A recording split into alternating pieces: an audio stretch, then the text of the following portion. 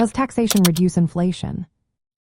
Have you ever wondered how taxation impacts inflation? It's a question that many people ask, especially when discussing government policies and economic theories. Let's break it down in a straightforward way. First, inflation refers to a sustained increase in the general price level of goods and services over time. When inflation rises, the purchasing power of money decreases. This means that what you could buy for $1 today may cost more tomorrow. On the other hand, taxation is how governments collect money to fund public services.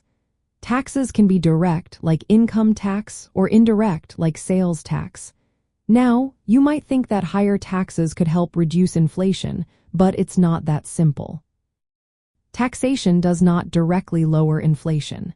Instead, it can have an indirect effect.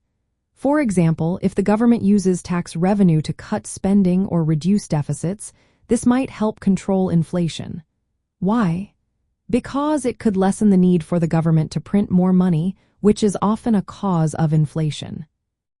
From a libertarian viewpoint, inflation is mainly driven by government actions, particularly the increase in the money supply by central banks like the Federal Reserve. When more money is available, it can lead to higher prices as more money chases the same amount of goods. Libertarians typically do not view taxation as a tool for reducing inflation. Instead, they advocate for less government intervention in the economy. This includes limiting the ability of central banks to print money.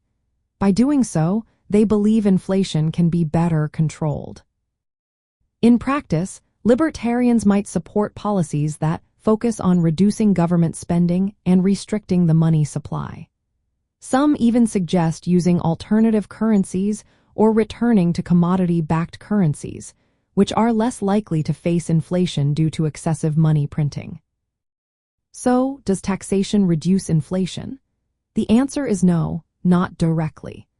Libertarians argue that controlling inflation requires reducing government intervention and managing the money supply rather than relying on taxation. Understanding this relationship can help clarify the broader economic theories and policies surrounding inflation and government debt.